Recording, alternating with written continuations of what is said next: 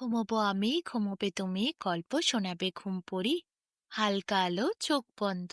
চলো একটা গল্প শুনি, রাতের গল্প বাংলায়। আজকের গল্প সমুদ্রকন্যা। এক দেশে ভীষণ ধনী এক রাজা ছিলেন। সেই রাজার ধন এত বেশি ছিল যে তিনি যে প্রাসাদে বসবাস করতেন সেই প্রাসাদটিও সোনা দিয়ে তৈরি ছিল, রূপো দিয়ে কারুকার্য করা ছিল, আর হিরে মণি মাণিক্য বসানো ছিল। রাজার ছিল একটি রানী আর তিনটি পুত্র, বড় রাজপুত্র, মেজ রাজপুত্র আর ছোট রাজপুত্র। তিনজনেই দেখতে অত্যন্ত সুন্দর ছিলেন। তাদের বুদ্ধিও ছিল প্রচণ্ড বেশি। সবই ভালো চলছিল, কিন্তু হঠাৎ করে একদিন রাজার ওপর ভীষণ এক বিপদ নেমে আসে। রাজার এমন একটি অসুখ হয়, যেই অসুখ কোনো বদ্যি সারাতে পারে না। দেশ বিদেশের থেকে কত সাধু সন্ন্যাসী আছে, তারাও সারাতে পারে না।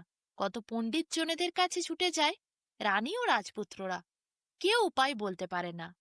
শেষে অনেক দিন পর রাজার অসুখ যখন কিছুতেই সেরে উঠছিল না, একটি বুড়ি রাজপ্রাসাদের মধ্যে প্রবেশ করে। সে রানীর সাথে দেখা করে বলে, রাজামশাইকে বাঁচানোর একটি উপায় আছে।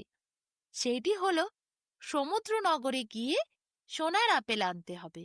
সোনার আপেলের মধ্যে আছে রূপোর বীজ। সেই রূপোর বীজকে ভালো করে বেটে যদি খাওয়ানো যায় রাজামশাইকে, তবেই তিনি সুস্থ হবেন। শুধু সেই রূপোর বীজ রাজামশাইকে সুস্থ করতে পারে না, যে কোনো ভয়ানক রোগকে সেই রূপোর বীজ সারিয়ে তুলতে পারে। পৃথিবীর কঠিন থেকে কঠিনতম অসুখকে রূপোর বীজ মুহূর্তের মধ্যেই অদৃশ্য করে দিতে পারে। সুস্থ হয়ে যায় যে কোনো মানুষ। কিন্তু ওই সোনার আপেল আনা এত সহজ কথা নয়। কত রাজপুত্র গেছে, কত রাজাই গেছে, কিন্তু সকলকে একটি ভয়ঙ্কর অজগর সাপ গ্রাস করেছে, যে সমুদ্রের তলায় অবস্থিত সমুদ্রনগরকে সব সময় সুরক্ষা দেয়। কেউ অচেনা ব্যক্তি সমুদ্রনগরের আশেপাশে এলেই তাকে গ্রাস করে। সমুদ্রনগরে পৌঁছনো এবং সেই অজগরকে টপকে সমুদ্রনগরের ভেতরে প্রবেশ করা অত সহজ নয়। সোনার আপেল পাওয়া প্রায় অসম্ভব ব্যাপার। বুড়ির মুখে সবকিছু জানার পর রানীমা খুব খুশি হন। তিনি একটি আশার আলো দেখতে পান। যদি সেই সোনার আপেল আর তার মধ্যে থাকা রূপোর বীজ কোনোভাবে নিয়ে আসা যায়, তাহলে তো রাজামশাই সুস্থ হবে। এই উপায় এসে বলার জন্য রানীমা বুড়িকে 5,000 স্বর্ণমুদ্রা দেন। বুড়ি খুব খুশি হয়ে বাড়ি চলে যায়। রানী এরপর তার 3 পুত্রকে ডাকে, বড় রাজকুমার, মেজ রাজকুমার এবং ছোট রাজকুমারকে। তাদের সকলকে বুড়ির বলা কথা খুলে বলে। রাজপুত্ররা বলে, পিতার জন্য তারা 3 ভাই একসাথে যাবে। সমুদ্র নগরে গিয়ে তারা সেই সোনার আপেল নিয়ে আসবে। রানীমা পুত্রদের সিদ্ধান্তে অত্যন্ত গর্ববোধ করেন। 3 রাজকুমার এরপর বেরিয়ে যায় পরের দিন সকালে সমুদ্রনগরের উদ্দেশ্যে। দেখতে দেখতে কত দেশ থেকে দেশান্তরে যায় তারা, কত দেশ পার করে, কত অরণ্য, কত নদী, কত মরুভূমি পার করে তারা শেষমেশ সমুদ্রনগরের সামনে গিয়ে পৌঁছায়। সেখানে তারা দেখে বিশাল বড় নীল সমুদ্র, যার নিচেই আছে সমুদ্রনগর। 3 রাজপুত্র জলে ঝাঁপ দেয়। সমুদ্রের তলায় তারা প্রবেশ করে। যেই 3 রাজপুত্র সমুদ্রের তলায় পৌঁছায়, সেখানে একটি বিশাল বড় অজগর সাপ ফনা তুলে দাঁড়িয়ে আছে। 3 রাজপুত্রকে দেখে গ্রাস করতে সেই সাপ ছুটে আসে। তাদের মধ্যে বড় রাজপুত্র, সে সবথেকে প্রথমে সাপটিকে প্রণাম করে। তারপর মেজ রাজপুত্র, সে প্রণাম করে।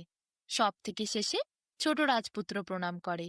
বড় রাজপুত্র এরপর সাপটিকে বলে, আমাদের পিতা অসুস্থ, আমরা আপনার এই দেশে এসেছি সোনার আপেল নিতে। দয়া করে আপনার ওই সোনার আপেল আমাদেরকে ভিক্ষা দিন। সাপটি এরপর এত করুণা দেখে, এত বিনীত ভাব দেখে খুব খুশি হয়। সে বলে, আমি এই সমুদ্রনগরকে সুরক্ষা দিই। এই সমুদ্রনগরে কেউ প্রবেশ করার চেষ্টা করলে আমি তাকে বাধা দিই। কিন্তু তোমাদের বিনম্র ব্যবহারে আমরা অতি সন্তুষ্ট। কিন্তু ওই আপেল দেওয়ার অধিকার আমার নেই। ওই আপেল নিতে গেলে সমুদ্রনগরের রাজার সাথে তোমাদের কথা বলতে হবে।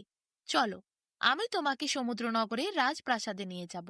রাজপুত্রদের ব্যবহারে সন্তুষ্ট হয়ে অজগর সাপ 3 রাজপুত্রকে সমুদ্রনগরের ভেতরে প্রবেশ করতে দেয়। সেখানে বিশাল বড় প্রাসাদ রয়েছে। এত বড় প্রাসাদ, এত বড় নগর সমুদ্রের তলায় আছে। দেখে 3 রাজপুত্র অবাক হয়ে যায়। তারা ধীরে ধীরে সমুদ্রনগরের রাজবাড়িতে প্রবেশ করে। রাজসভায় তারা গিয়ে পৌঁছায়।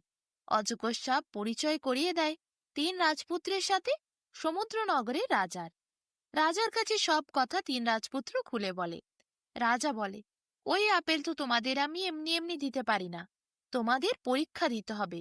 তোমরা যদি পরীক্ষা দিয়ে সেই আপেলকে জিততে পারো, তবে আমি তোমাদেরকে সেই আপেলটি দিতে পারি। ওই আপেলটি পাওয়ার জন্য তিনটি পরীক্ষা আমি নেব। তিনটি পরীক্ষা যে উত্তীর্ণ করতে পারবে তাকে আমি সোনার আপেল উপহার স্বরূপ দেব। তিন রাজপুত্রই এরপর পরীক্ষা দেওয়ার জন্য রাজি হয়ে যায়। তিন রাজপুত্রই চায় তাদের পিতাকে আবার সুস্থ করতে। তাই তিনজনে ঠিক করে তারা তিনজনেই পরীক্ষা দেবে। এই পরীক্ষায় তারা তিনজনেই চেষ্টা করবে, যে কোনো একজন আপেল জিতলেই হলো। রাজা এরপর ভীষণ বড় সভার আয়োজন করেন। সেখানে তিন রাজপুত্রের পরীক্ষা নেওয়ার জন্য সব জিনিসের ব্যবস্থা করা হয়। প্রথম পরীক্ষাটি ছিল তীরভেদের। একটি গোলাকার চক্রের মধ্যে একটি পদ্মফুল অনবরত ঘুরে যাচ্ছিল। সেই পদ্মফুলের মাঝে ছিল নীলমণি। মাত্র একটি তীরে নীলমণিকে ছেদ করতে হবে। যে কাজ পারবে সে দ্বিতীয় পরীক্ষাটি দিতে পারবে। তবে নীলমণিকে ভেদ করতে একটি তীরই দেয়া হবে, দ্বিতীয় কোনো সুযোগ নাই। তিন রাজপুত্রের হাতেই তিনটি তীর ধনুক দেয়া হয়। তারা তিনজনেই এরপর তীর চালায়। প্রথম রাজপুত্র যে ছিল, মানে বড় রাজপুত্র, সে একবারে তীর ভেদ করে নীলমণিকে ছেদ করে। দুই রাজপুত্র হেরে যায়। বড় রাজপুত্র প্রথম পরীক্ষায় জিতে যায়। তাকে দ্বিতীয় পরীক্ষার জন্য প্রস্তুত করা হয়। রাজার দারোয়ান এরপর একটি বিশাল পাত্রে করে দুধ নিয়ে আসে। সেই দুধের মধ্যে হলুদ মেশানো হয়। তারপর সেখানে মণি, মাণিক্য, হিরে, জহরত, রত্ন সব ঢেলে দেয়া হয়।